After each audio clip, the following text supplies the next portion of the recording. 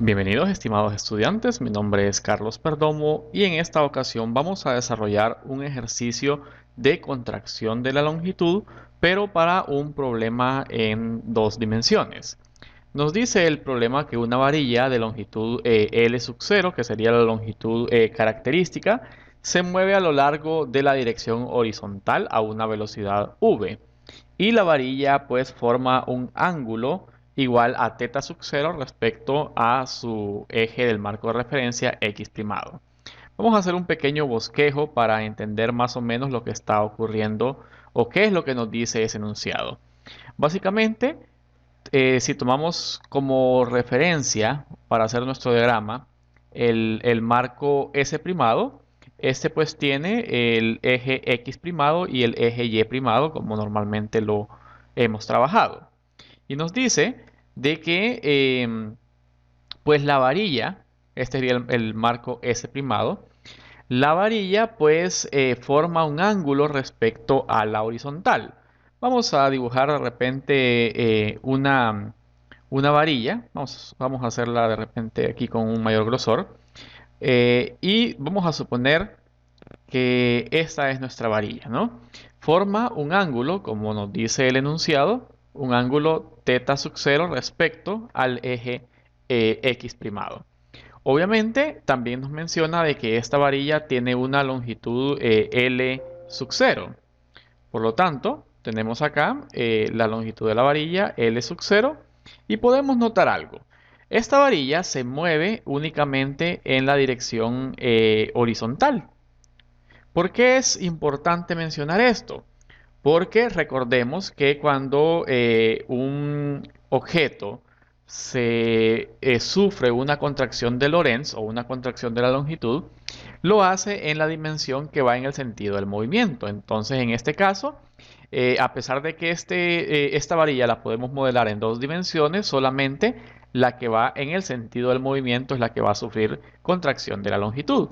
¿Y a qué me refiero con dos dimensiones? Pues vaya, podemos pensar en esta varilla como la hipotenusa de un triángulo, donde en este caso tiene una componente en Y y también tiene una componente en X. Y si somos observadores, podemos notar de que la componente en Y sería la longitud inicial por el seno de teta sub 0 y la componente en X sería la longitud inicial por el coseno de teta sub 0. Pero, ya que la varilla se mueve con una velocidad v en la dirección de x únicamente, solamente va a ser este término, el término en x, el que va a sufrir contracción de la longitud. Por otro lado, el componente en y, pues, no se verá afectado en nuestro problema. Entonces veamos que esta información que nos dio el problema fue en el marco S primado. Y sabemos que si queremos pasarlo a un observador que se encuentra, nos dice el problema estacionario, que sería en este caso un observador en reposo externo, que en nuestros ejemplos típicos sería Sergio, ¿no? Pues recordemos que la longitud medida por ese observador estacionario sería la longitud propia, es decir, la longitud medida en el marco de referencia primado dividido entre el factor de Lorentz. Podemos notar entonces que podemos hacer un despeje, ¿no? Podría ser necesario y decir que delta x primado pues sería igual a gamma por delta x. Pero observemos algo. Delta x primado es justamente ese valor del componente en x, que podemos notar que es igual a la longitud inicial por el coseno de teta sub 0, y esto sería igual a gamma pues por delta x. Ahora bien, si despejamos para delta x, que es en todo caso lo que queremos encontrar, sería la longitud inicial por el coseno de teta sub 0 dividido, claro está, entre gamma. Podemos entonces aquí ya sustituir el valor de gamma y tenemos que la componente en x que observa persona que se encuentra de manera estacionaria sería la longitud inicial por el coseno de teta sub 0 por, en este caso sería la raíz cuadrada, ¿no? De 1 menos la velocidad al cuadrado dividido entre c al cuadrado. Así que podemos notar en todo caso que lo que tenemos acá, este término, es lo que le habíamos llamado inicialmente la longitud propia en el eje X, pero dividido entre el factor de Lorentz. Este resultado es en todo caso lo que ve el observador en reposo, que normalmente le llamábamos Sergio, ¿no? Si queremos volver al problema de Magda y Sergio, este sería el componente de longitud observado por Sergio. Ahora bien, pensemos en lo siguiente. ¿Cuál es la longitud total que mira ese observador en reposo? Pues podemos ver que al menos en el marco de referencia es evidente que la longitud inicial al cuadrado es pues la suma de sus componentes al cuadrado, ¿no? La suma del componente en X más la suma del componente en Y. Eso pues simplemente por el teorema de Pitágoras. Sin embargo, para el observador estacionario, la longitud que él observa elevado al cuadrado sería igual a la longitud en X, ya una vez que sufrió la contracción, más el componente en Y, que ese como es perpendicular al desplazamiento, pues no sufre el fenómeno de contracción de la longitud. Así que podemos hacer aquí una sustitución bastante simple. Tenemos que la longitud al cuadrado sería igual, vamos a sustituir este valor, sería L sub 0 al cuadrado por el coseno al cuadrado de teta sub 0. Y aquí estaría multiplicado, ¿no? Por 1 menos la velocidad al cuadrado dividido entre c al cuadrado.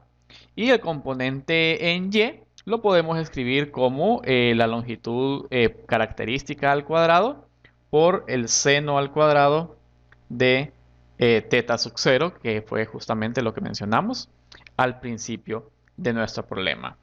Vamos a hacer aquí la propiedad distributiva, es decir, vamos a multiplicar por todo lo que está aquí adentro y tendríamos que la longitud al cuadrado sería igual a la longitud inicial al cuadrado por el coseno al cuadrado de teta sub 0 menos la velocidad al cuadrado dividido entre c al cuadrado por la longitud inicial al cuadrado, o la longitud propia, perdón, no es inicial, la longitud propia al cuadrado por el coseno al cuadrado de teta sub 0 más la longitud propia al cuadrado por el seno al cuadrado de teta sub 0.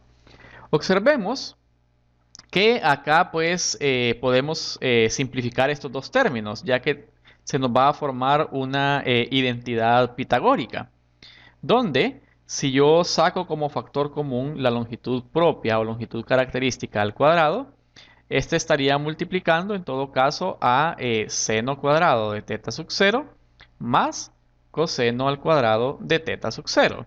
Y luego va a estar el siguiente término, ¿no? Vamos a escribirlo de esta forma, como L sub 0 al cuadrado por la velocidad al cuadrado entre la velocidad de la luz al cuadrado por el coseno al cuadrado de teta sub 0. Observemos que este término, pues, por identidades trigonométricas es igual a 1. ¿Okay? Es igual a 1. Entonces, nos quedaría que la longitud al cuadrado sería igual a la longitud característica al cuadrado menos la longitud característica al cuadrado por b al cuadrado dividido entre c al cuadrado por el coseno, en todo caso, por el coseno al cuadrado de teta sub 0.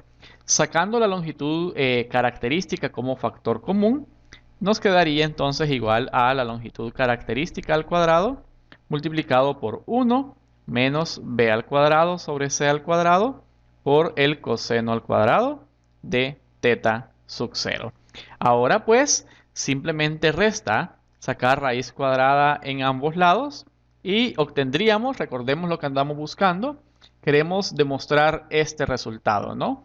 Veamos que, por cierto, aquí faltó, esto es a la 1 medio, ¿okay? Como corrección ahí, es a la 1 medio.